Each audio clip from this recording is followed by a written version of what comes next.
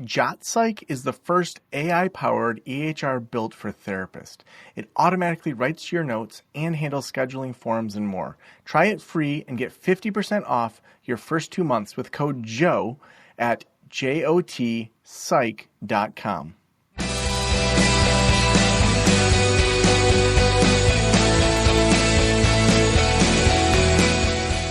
This is the Practice of the Practice podcast with Joe Sanok, session number 1316.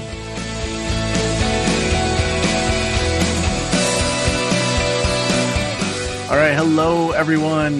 Really excited to be talking about week 3 of starting a practice. So as you may have been following along, I am spending 2 hours a week on working on a counseling practice. And so part of this is to just get back to my roots, to be able to think through how do you start a practice? What do you have to do? What are all the ups and downs of it? What are the numbers you have to run? And kind of how do you think through all of that? So I am a couple things. So I had 2 big meetings this week. One was with my friend Kay, who helps with billing and credentialing, or just credentialing. And the other was with Dan King, who helps with selling practices. And I'm going to get my notes out here. Oh, did I put the Dan King one in a different notebook? This is the notebook that I'm supposed to be putting everything in, but I don't think I put it in the right one. But so big thing that for me that shifted this week was in talking with Kay. And let me make sure I have Kay's company name correct here. I want to make sure that she gets the credit for helping me out with this stuff. Let me just make sure we've got all of that together. So yeah, where was that? Was that on Monday or Tuesday? Oh, there we are. Yeah, it was Kay. Kay Ward, who is with lanyardhealth.com. So Lanyard. So lanyardhealth.com, I wanted to make sure I got that website correct. She talked through that with credentialing, it's probably going to be 90 to 120 days or so to get credentialed. And we talked about the pros and cons of doing it myself versus going with a company like Alma or Headway, who are sponsors of this show. And she said that for startups and just getting things going, and at the beginning, something like Headway might really be helpful to move things along. And then I could also be kind of concurrently doing some of the credentialing with other companies and things like that. So I actually think I might do a mixed model. I want to do a walkthrough with Headway and kind of go through that process. So I'm going to schedule that for next week to see all the behind the scenes. We talked about the ongoing costs. For her, it was kind of hard to nail her down for specific costs because she does such a catered approach to it. So she said probably $200 to $500 a month if we're kind of hiring people ongoing, working and getting credentialed. So if you think about $6,000 a year to get people credentialed, so that's something to think through. To also, as I look at if I'm going to work with, say, a Headway, to be able to think through, do I want to do that or do I want to kind of do it myself? Things she said that she wants me to have set up is the CP575, which let's just pull up what that is because some of you might not be familiar with that. CP575. So a CP575, let's just read what this is. It's a notice from the IRS that confirms your business has been given an EIN. I didn't know that's what that was called. I just have the IRS letter is how I've saved it. So you want to have your IRS stuff set up. And that's where next week I'm going to be talking with my attorney. We were supposed to meet this week. We had some scheduling issues that came up. So next week I'm going to be talking with him. His company still has to decide if they're going to allow him to speak publicly from kind of their point of view, or if he needs to kind of just speak as his own just friend of mine.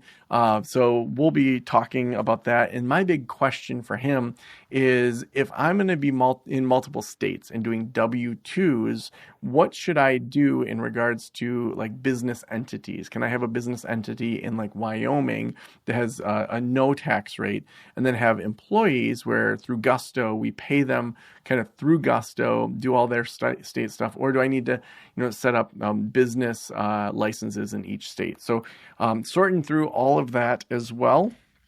Also, talking through what payers make sense. And she was talking about kind of dense cities and focusing on networking in some of those cities, even if we're online.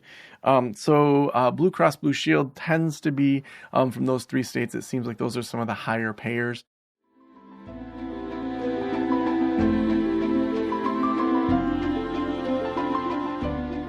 want to thank Headway for sponsoring this episode. As a group practice leader, you know that insurance and admin work can take up hours every week. Time you could be spending with clients or growing your team. Benefits reset season is the perfect opportunity to make improvements to those processes. That's why I personally recommend Headway for group practices. Headway lightens your load with fast and free insurance credentialing and admin support, plus offers competitive per-session rates and bi-weekly payments your team can count on.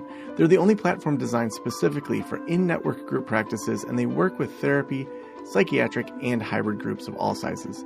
Thousands of group practice leaders use Headway to simplify insurance admin and reach more people through in-network care. The best part, there's no subscription fees. Now's a great time to join. With Headway, you'll be helping more people get the care they deserve while supporting your team with more clients and a lighter admin load. Make next year the best year yet for your group practice. Head on over to join.headway.co/Joe. That's join.headway.co/Joe to book a tour. And then let me get my notes out from Dan King from Fireside Strategic. I'll probably need to rip this page out and put it in the other one. Yeah, darn, Joe, put it in the wrong one. It was some things were heartening and some things were kind of disheartening about this conversation, where he was talking about the value of an online company only is oftentimes not as high. So one thing that I might think through is eventually, once we get some cash flow coming into this online, do we want to have a brick and mortar? Where would it make sense to have that? Would it be maybe where we have people that are hired, not necessarily where I am? And then maybe the idea of adding diversification. He said that he doesn't want to have one payer have over 40% kind of per state, which makes sense. So thinking about if we're doing some insurance base so that we don't have those things.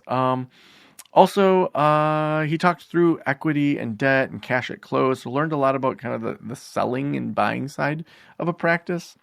But one thing he really pushed that I didn't even think about was really having kind of surveys on staff satisfaction.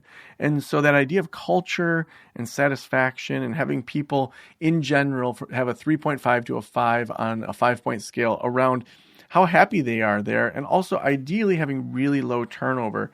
So thinking about how can I do that as an online practice. When he reinforced the whole fixed rate versus W-2, so that's the direction that we're going to go in. And then I think my next steps are really to start looking into getting that EIN, filing for that LLC, and that's going to come after talking to my attorney. And then from there, really starting to look at how do we start opening business once that website's up. So got a lot of things that we're doing. Week 3 coming to a close. I did about an hour and a half of work this week on this. It's a lot of information gathering at this beginning. If I were doing this 20 hours a week, I'd obviously be moving faster. But I really want this to be a side gig thing. Dan said, I don't think you're going to be able to do it in 2 hours a week. But to me, I want to really see, can we do this in 2 hours a week? Can I run a business in 2 hours a week? Where will I put that time? That reminds me, I'm going to, right while we're here, I'm going to email Tom from Session Sites. So sessionsites.com/Joe and just check in to see if he needs anything, because I'm within my 2 hours. So let's see. This is not going very fast because I have a lot going on the internet right now between my recording and all that. So we're going to say, Tom, website. Hey, Tom, anything else you need from me to keep the website moving forward? All right. Well, one thing I did decide as I was filling out Tom's paperwork, his onboarding is really great, where it really makes you think about your specialty and your niche. And initially I was like, I want to go with whatever niche is popular. In some of the previous sessions that I did this, it was OCD, autism, and there was a couple other things that were some of the kind of like most lacking things. And I realized those aren't areas that I personally have a lot of background in or feel like I could really lead a team around. Whereas people in transition after divorce, people in transition in being the primary parent, that's my world. I've been through the trauma of a really tough divorce. I wrote the book Dating After Betrayal. have experienced being a single dad with near full custody and all the ups and downs of that. And so I think that's the direction I'm going to head towards with Great Lakes Online Counseling, because I think it is a specialty that I can create really good content around as we start to do the social media side, and I'm kind of the image of it. It will also potentially fuel, book sales or resources that I would feel passionate making. And so I think that's the direction that we're going to head in, to just really be known for a specific area. That's what I'm thinking right now. So pretty exciting. Week 3 wrapping up, and we'll keep telling you how we're doing and what we're working on.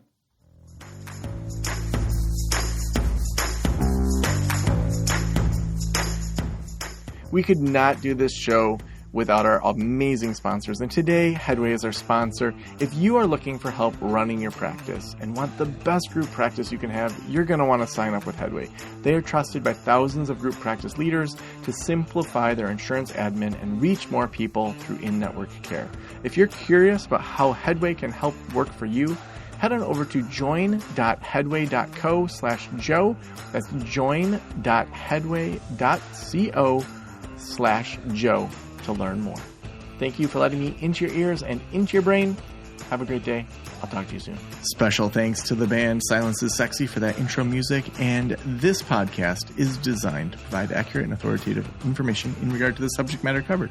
It is given with the understanding that neither the host, the producers, the publishers, or guests are rendering legal, accounting, clinical, or other professional information. If you want a professional, you should find one.